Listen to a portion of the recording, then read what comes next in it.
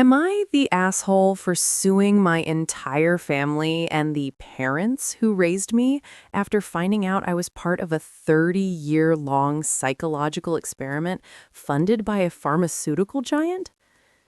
My name is Maya. My childhood was perfect. Too perfect.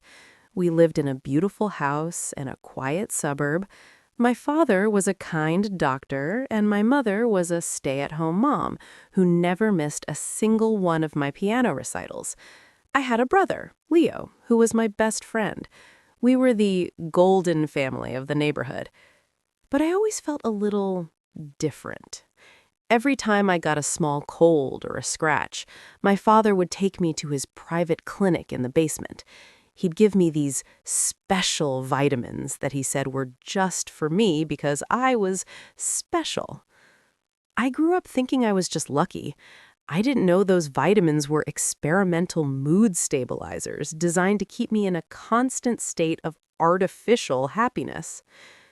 The first real crack happened when I was 18. I fell in love with a boy named Ethan. He was a rebel, someone outside our perfect social circle. My parents hated him. One night, Ethan and I were planning to run away to the city. He told me he'd meet me at the old bridge at midnight. I waited for 6 hours. He never showed up. The next day, my parents told me Ethan had moved away and didn't want to see me anymore. I was heartbroken, but within 2 days, I felt fine. My father had doubled my vitamins. I spent the next 10 years forgetting Ethan even existed. I married a man my parents chose for me, David. David was perfect, just like my father. He even worked at the same firm. Fast forward to my 30th birthday. My father passed away suddenly from a heart attack. While clearing out his basement clinic, the place I was never allowed to enter alone, I found a safe. Inside wasn't money or jewelry. It was a stack of thick blue binders. Each binder was labeled with a year. Subject Maya, year 1. Subject Maya, year 15. I opened the one for my 18th year. Inside were photos of me and Ethan, but there were also receipts. My father hadn't just voted against Ethan, he had paid Ethan's family $50,000 to leave town and never contact me again. And it got worse. My brother, Leo, he wasn't my brother.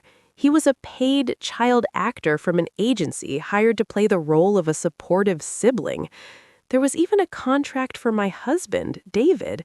He was a junior researcher at my father's firm, and his marriage to me was his final thesis project. Every "I love you" he ever said was a recorded data point. I realized my entire life was a controlled study funded by Omnicorp. They wanted to see if they could create a perfect human by controlling every single variable: friends, family, love, and chemicals, from birth to age 30.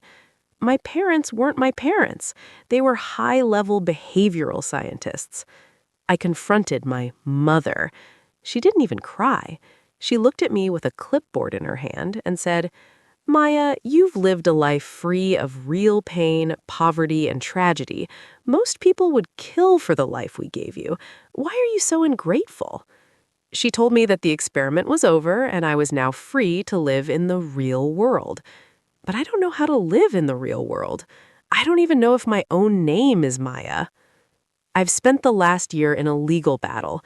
I sued Omnicorp for human rights violations, I sued David for fraud, and I sued the woman I called Mom. The twist? The public is turned against me. People are saying I'm an asshole for destroying a scientific breakthrough that could help cure depression. They say I'm a millionaire now because of the settlement offers, and I should just shut up and enjoy my money. My brother, Leo, reached out and said he actually misses me, but I can't even look at his face without seeing a script. So, am I the asshole for wanting everyone who loved me to go to prison, even if they technically gave me a perfect life? Or was my life just a very expensive prison?